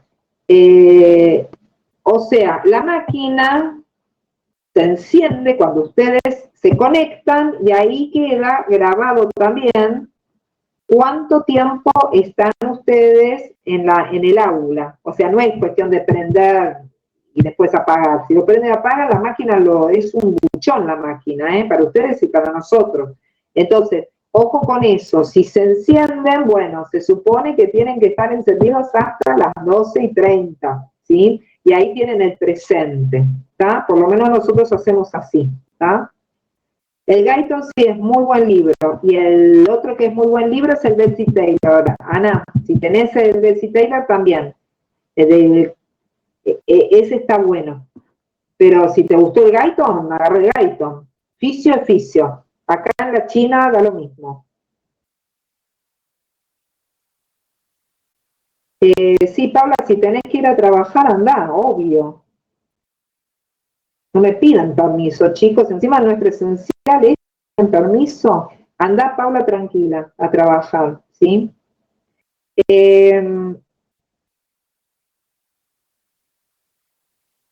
¿Alguna otra cosa? Bien, hagamos una cosa, entonces, hagamos un recreo de 15, así yo también descanso. ¿Cuál es el otro autor bueno del libro? Me imagino me estás hablando. El otro autor bueno es el de Best y Taylor. Vuelvo a repetir, en el cronograma tienen abajo la bibliografía, ¿sí? Todos los libros que se utilizan. Carla me dice, profe, sí, yo estoy acá, pero me tenés que seguir la oración, porque si no, no sé qué me querés pedir.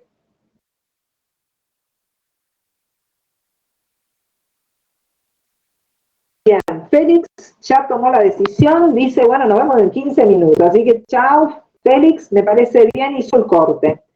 Yo tengo anatomía y fisiología de Tortway y Derkinson, sí, qué sé yo, fisiología para una sí, pero mirá que damos un poquito más profundo, ¿eh? No sé si sirve para fisiología. Para anatomía está demasiado completo y fisiología me parece que te va a faltar un tanto, pero, escucha Carla, si tenés el libro, complementar lo que damos en clase, más el material que te damos y por ahí te sirve, ¿sí? Así no te preocupes, ¿tá? Creo que te va a complementar. Hay algunos temitas que va a estar más bien, te va a faltar, así que guíate por la...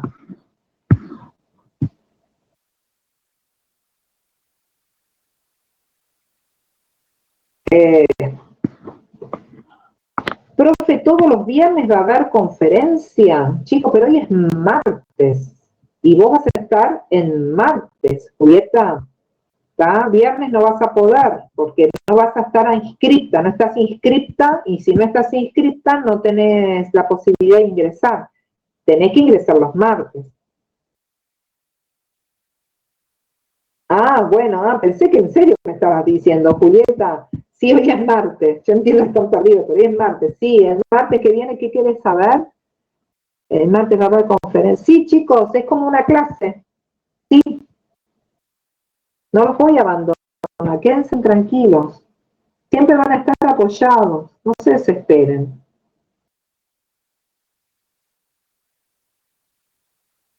Bueno, ahora me siguen escribiendo.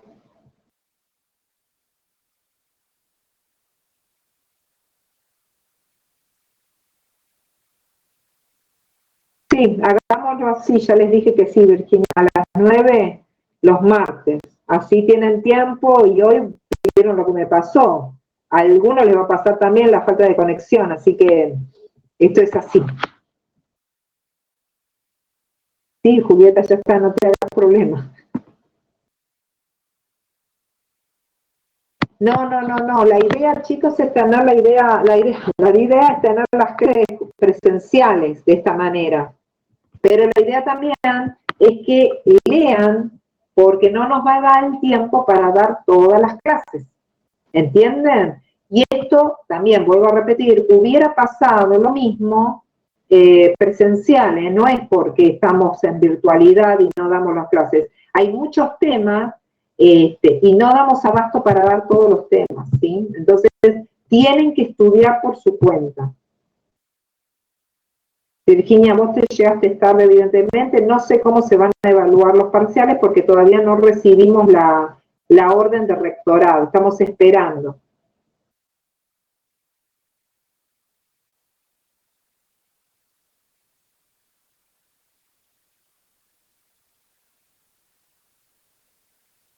Francisco, no te entiendo. Por lo que vi en caso usted usa estos mismos powers y vuelve a explicar algunos conceptos. Sí, tal cual.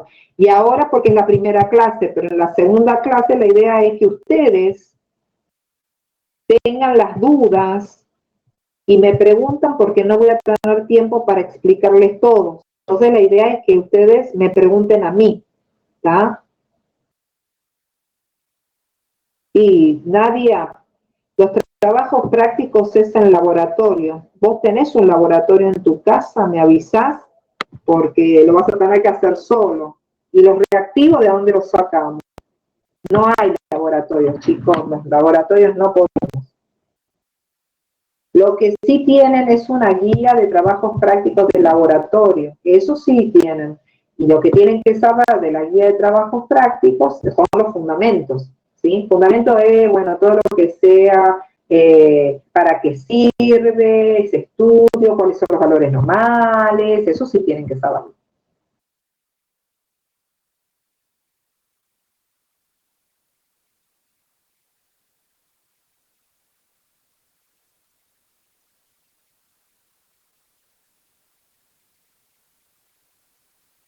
A ver, estoy esperando que Naya termine de escribir.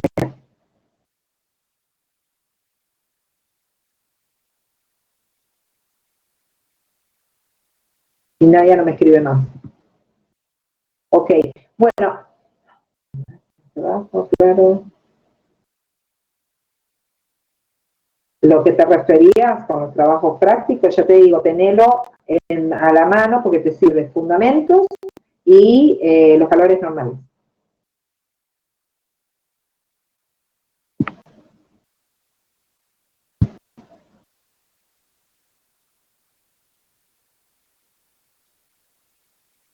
Bueno, escúchame una cosa. A ver, Agustina. A ver, que sea la última, la que escriba Agustina y después hacemos un corte. Ahora les explico cómo van a cortar, aunque ya están ustedes cortaditos.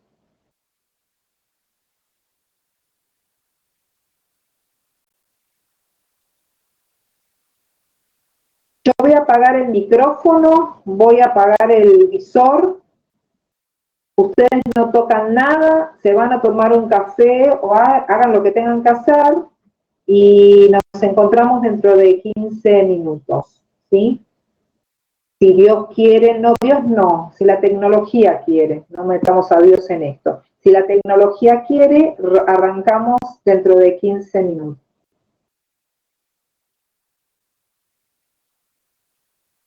Creo que los audios de sangre son siguiendo los PowerPoints o más en general. No, son siguiendo, los que dicen audios, Agustina, los audios son las clases que yo daría presenciales.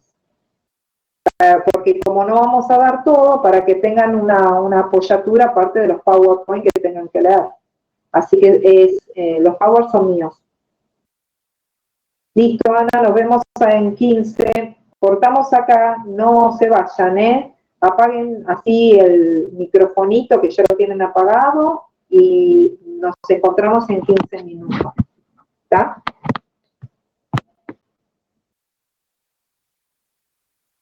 Estamos con la primera, bueno, la primera diapo no, porque es el título, y arrancamos con la composición de la sangre, ¿sí? Bueno, eso ya muchas cosas lo saben de histología. Como vieron histología, saben que la sangre está conformada por los elementos globulares o elementos formes. Dentro de los elementos globulares o formes tienen los glóbulos rojos, los hematíes o eritrocitos. Recuerden que se usan los 3 términos, así que tienen que saberlo. Hematíes, eritrocitos, glóbulos rojos, es lo mismo. Las plaquetas, que también se los reconoce como trombocitos, y los glóbulos blancos o leucocitos, ¿sí? Acuérdense que leuco significa blanco, ¿sí? Y después tenemos el componente líquido, que algo estuvimos hablando, ¿sí? De ese componente líquido que está circulando en los vasos sanguíneos, que es el plasma, y recuerden que el plasma, el 99% es agua, pero mezclado en esa agua hay sustancias orgánicas e inorgánicas.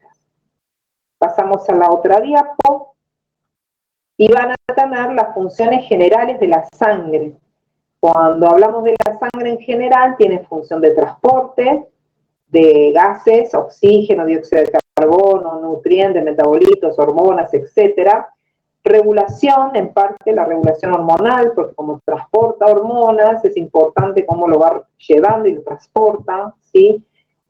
La temperatura, protección, estos van a tener las clases, ¿sí? Específicas de protección, ya sea por parte de los glóbulos blancos, por efectos de inmunidad. Acuérdense que hay ciertos glóbulos blancos que fabrican los anticuerpos, y después tienen la parte de la hemostasia. Hemostasia es la forma de detener un sangrado, se activa toda una serie de en cascada de sustancias proteicas para tratar de detener el sangrado, que también van a tener una clase. Y después tienen la homeostasis, ¿sí? Que es lo que estoy viendo hoy, homeostasis, tratar de mantener ese medio interno en un estado de equilibrio. Y bueno, la función de la sangre lleva todo eso, transportar, regular, proteger. Si funciona bien la sangre, tenemos un buen mantenimiento del interno. Veamos un poquito cierto concepto de la sangre, que es la volemia. Recuerden que ya les dije, toda palabra que termina en emia significa sangre, y vol de volumen. Entonces, volemia es el volumen total de sangre que va a tener un individuo. La volemia, o sea, la cantidad de sangre va a depender siempre del peso corporal. Como estuvimos viendo lo del agua, obviamente acá lo vamos a utilizar también. Entonces depende del peso del individuo, ¿sí? Y se va a expresar siempre, acá viene la unidad, para que no se olviden, mililitros por kilogramos, o sea, por cada mililitro, ¿sí? El kilo que tiene la persona.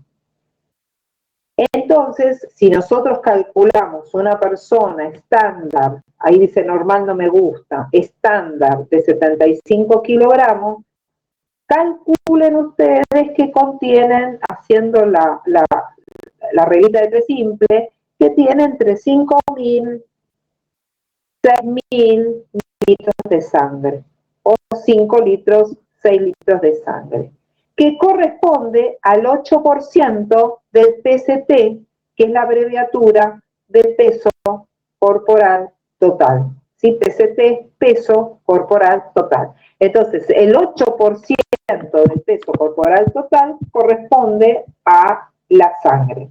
Cuando nosotros queremos calcular la volemia de la persona, va a variar un poco si es hombre o mujer, porque siempre la mujer tiene una volemia un poco pequeña, ¿sí? Y para ello se tiene que hacer la sumatoria de dos volúmenes. Se suman, ¿sí? El volumen plasmático y el volumen globular. Con la sumatoria de los dos volúmenes obtenemos la volemia. Si ustedes ven, van a tener la volemia del hombre de 70 mililitros por kilogramo, mientras que la mujer es de 60 mililitros por kilogramo. El del hombre es de 70 porque tenemos la distribución de, en el hombre, el volumen plasmático es de 40 mililitros por kilogramo y el volumen globular del hombre es de 30 mililitros por kilogramo. O sea, 40 más 30 les va a dar 70. Y la mujer, el volumen plasmático es de 35 y el volumen globular es de 25 mililitros por kilogramo. Entonces vamos a tener un aproximado de 60 mililitros por kilogramo. ¿Sí? Entonces el concepto de la volemia, ¿sí? Y cómo se obtiene la volemia. Ahora, fíjense que cuando nosotros recibimos una muestra entera de sangre es cuando recién sacadita de la vena y tienen en el, digamos, en la jeringa la sangre entera. Bueno, esa es la sangre entera, está todo mezclado, ¿no? La sangre, el glóbulo rojo, el plasma, está todo entero. Bueno, para yo sacar la volemia tengo que hacer una centrifugación, tengo que centrifugar. Entonces, cuando yo lo centrifugo, yo voy a tener dos fases, ¿sí? Una fase globular, que es la fase más pesada, la de los glóbulos rojos, y una fase plasmática, que es esta parte amarillita. La fase plasmática siempre tiene un poquito más, fíjense que corresponde a un 60%. Y la fase globular corresponde a un 40%. Entonces yo voy a tener un volumen total sumando el volumen plasmático más el volumen globular. Ahora, si ustedes se fijan en el dibujo, ¿sí? Van a ver que entre la fase globular y plasmática hay como una parte más blanquecina, ¿sí? Si tienen digamos, la compu más grande, lo ven, ¿sí? Esta parte. Esa parte se llama interfase. Y en esa interfase se depositan los glóbulos blancos y las plaquetas. Algunas veces se ven bien, depende de cómo se centrifuga la muestra, se mejor o peor, ¿sí? Pero está. Si pasamos a la otra diapo, van a tener el hematocrito. El hematocrito es importante porque me permite ir viendo si el paciente está normal o tiene anemia o lo contrario a la anemia, que es la policitemia. Lo más común es que ustedes conozcan este concepto, anemia, pero sepan que existe la policitemia, o sea, mucha más cantidad de glóbulos rojos sería. Para eso primero tenemos que saber que para saber si una persona tiene una anemia o policitemia, hay mínimamente, no únicamente, mínimamente dos estudios que hacer. Una es evaluar el hematocrito y la otra es valorar la hemoglobina en sangre, la hemoglobinemia, ¿sí? Esos dos datos son fundamentales para ver si está anémico o no. ¿El hematocrito qué es? El hematocrito es una relación. Miren que preguntamos siempre en el examen qué es el hematocrito y el valor normal del hematocrito, ¿eh? Siempre lo dice mal. Así que atentos. El hematocrito es la relación entre el volumen globular sobre el volumen sanguíneo total.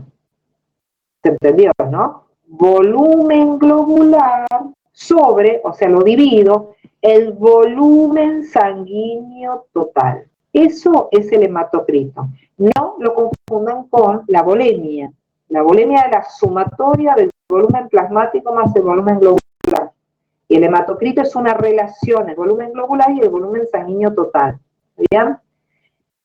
El valor normal, a ver, ahí tienen un número redondo. Valor normal, 45%. Ahora, va a variar si es hombre o mujer. Si es hombre, en general es un poquito más, 45-46%, y la mujer, justamente por las características que vimos de la bulimia, es un poquito menos. O sea, el hematocrito de mujer es normal, 42-43%. Pero medio, número redondo, 45%. Pero si les preguntamos entre hombre y mujer, sepan que hay una cierta diferencia. Si una persona está anémica, fíjense el dibujo. Fíjense que la parte globular, sobre todo el glóbulo rojo, está disminuido, pero voy a tener una gran concentración de la parte plasmática. Es decir, que voy a tener en parte un resto, una disminución del número de glóbulos rojos. Ahí vamos a tener un hematocrito. Si ustedes hacen relación volumen globular sobre volumen sanguíneo total, van a ver que les va a valor mucho menor a 45. Entonces, una anemia es cuando yo voy a tener un hematocrito por debajo del 40%. No se olviden que necesita el valor de la hemoglobinemia, ¿eh? Y después viene la policitemia, que si ustedes ven la policitemia, es que tiene un volumen globular mucho más aumentado con respecto al plasma. Ahora, policitemia lo vamos a ver igualmente en patología, cuando veamos fisiopatología, pero sepan que hay policitemias que son relativas y otras que son policitemias absolutas.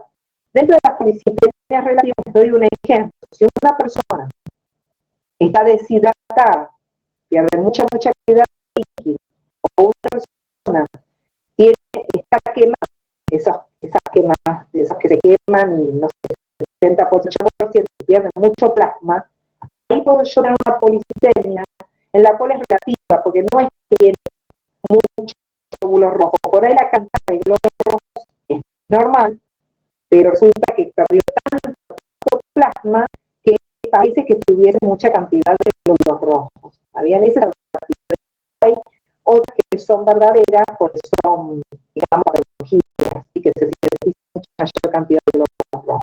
Pero eso es parte, eso vamos a ver en fisiopato, ¿sí? No vamos a ver ahora, viendo generalidad. Hay una fuerza que está relacionada con lo que estuvimos viendo toda la mañana, que es la fuerza de Starling, ¿sí? O hipótesis de Starling. Vamos a ver mucho la fuerza de Starling y hipótesis de Starling, así que tomen en cuenta. Voy a saber qué es. Fíjense que les dice que es una fuerte comunicación entre el medio intravascular y el espacio intersticial, ¿sí? Y va a haber una diferencia de concentración entre las proteínas, entre lo que hay adentro del vaso y lo que hay afuera del vaso.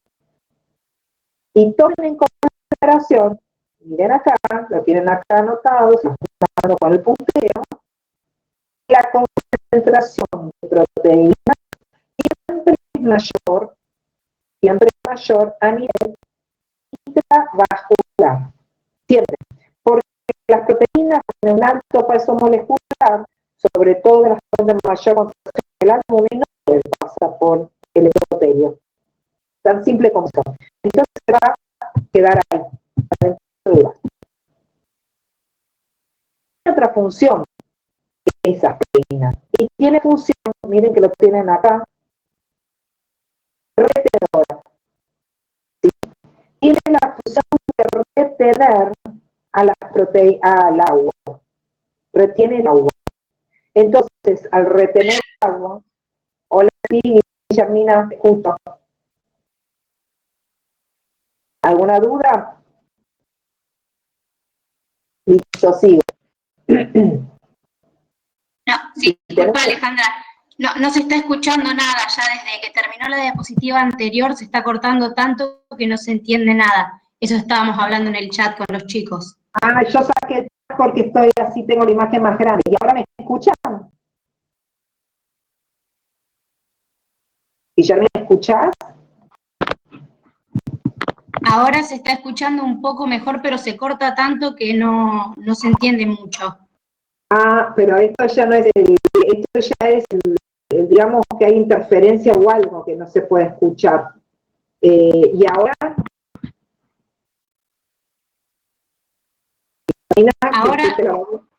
Ahora está un poquito mejor, puede ser, pero esta diapositiva, digamos, no escuchamos absolutamente nada de lo que se dijo, pero ahora está un poco mejor, sí. Ah, bueno, listo. Entonces, vuelvo otra vez. Sí, sí, Guillermo, si ves que no me escuchás, me pones me mandás vos, hablás, porque el chat lo achiqué para no verlo y ver mejor esto, la diapo donde voy, pero si ves que algo me avisás, ¿sí? Así vos sos la voz de todos. Bien. Sí, igual se sigue cortando, Alejandra, perdón, se está cortando bastante, no sé si vale la pena seguir, no sé si será un problema de internet o qué. Si se sigue cortando, entonces no, cortamos, porque yo veo que, o sea, yo es como que a vos te escucho perfecto y veo que el micrófono me está funcionando bien, por eso ya me preocupé, veo que todo está titineando, por eso les digo que no me llamó nada la atención. Pero si ven que cuesta escuchar, me avisan y cortamos, porque si no, no tiene sentido, que ya adelante no me escucho. No, claro, que por eso ahí lo que están diciendo los chicos es que no están escuchando justamente tu audio. El mío aparentemente se escucha bien, no sé si será un problema de la conexión de internet, no sé, la verdad no entiendo mucho el tema. Sí, yo a vos te escucho perfecto, no, por eso me llama la atención. Sí, entonces no sé qué está pasando porque a vos, Alejandra, se te escucha súper cortado, por eso. No, se ve que hoy no hay una buena conexión. Y yo estoy escuchando muy Probablemente bien. sea eso, sí. A veces que me dicen que a vos te escuchan muy bien. Y a mí me escuchan con el hijo. Sí, se ve que no tengo una buena conexión hoy, evidentemente. Pero se bajó ahora porque estábamos escuchando bien hasta la primera parte. Claro, por eso, no sé, igual ahí a lo último, no sé, parecería a propósito, pero se escuchó un poco mejor. No sé si por ahí seguimos unos minutos y si vemos si se vuelve a cortar, abandonamos y listo.